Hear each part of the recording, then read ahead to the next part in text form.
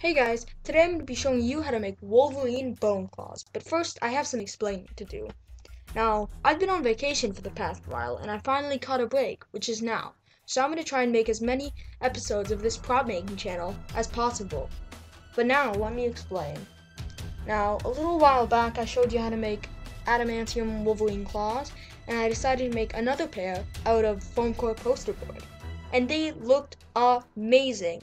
So I decided that I should make another tutorial on how to make the wolverine bone claws, where it all started.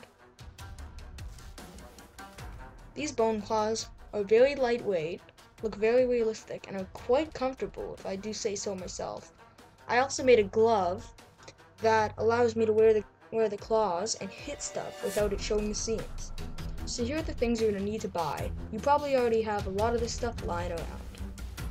You're going to need a sheet of foam core poster board with the templates traced on. Templates are in the description. You're going to need some coffee stirrers. You can get these at Starbucks. A hot glue gun and a glue stick. A mug, flour, water, and some salt. Now you can use no salt for this too. You're going to need some stirring tools like a fork or a spoon. You're also going to need an X-Acto knife, some acrylic paint that matches a bone color, and some paint brushes. So anyway, let's start the build. You want to start by getting your foam core poster board and cutting it as neatly as you can with the X-Acto knife. Once you're all done cutting them out, try and size them custom to each to each knuckle, because you want it to be sized perfectly so then it looks right from all angles. And once you have all three claws, they should look pretty messy. And that's because they're not mounted on anything exactly yet. But now you want to plan out where you want the bumps to go. I like one close to the knuckle and two close to the blade. Then you want to mix half a cup of flour. Then you want to get half a cup of water and evenly add that. Try not to spill any because the ratio is important. And a tablespoon of salt. Then you want to mix it up with that fork really good. Go ahead, get angry at it. Now once it's about the consistency of a very, very thick oatmeal, it's ready. So anyway, you want to figure out some way, and I use the measuring tool to help me make the bumps on the claws. You want to mark out exactly where they go with, I would recommend a Sharpie marker. I used a red one, it bled through eventually, so I had to repaint it. And you just want to evenly add the bumps, not very evenly, it doesn't really matter. It's supposed to look like bone. And I like to dry brush around the bumps because it really gives it more detail and it makes it look very bony. And once you're done that one claw, go on to the other two claws. And this is a very time-consuming process, I'll tell you that. Once you've done all three, you have to leave them. And we gotta work on the base and the handle. So the base is basically what holds the claws in a way where when you hot glue them together, they try to stay in that way. I've already made a base for my claws, but I decided to make another one. And the reason you want this is because you can pull it up and down the claws to decide what kind of claws you want to have. X-Men Origins, Days of Future Past, whichever way, you can space them correctly with the base. So anyway, once the claws are all dry, they'll look like this. And here's the worst part. You still have to do the other side.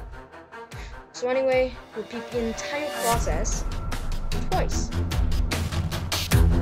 And it's a very time-consuming process because it takes quite a long time to dry. And once you're all done that, the claws will eventually be done. But not yet. It still takes quite a lot of work just to make one claws. Once you're done adding all the details, you just gotta leave them dry.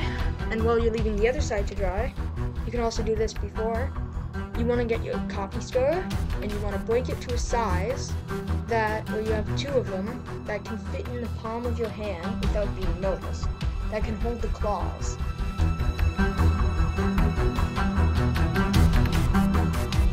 And then you want want to get the 2 pieces, and you want to get your hot glue gun, and you want to glue them together with a line of glue. And once you're all done, you got your handle, and it's ready to hold the claws. But first, you gotta let the claws dry. Now, once the claws are finally finished, it's over. You can finally get the paint, and you can finally paint them.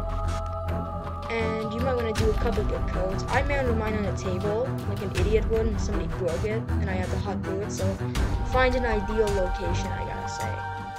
Then you want to use the X-Acto. Once again, I used a different knife, but it's the same thing.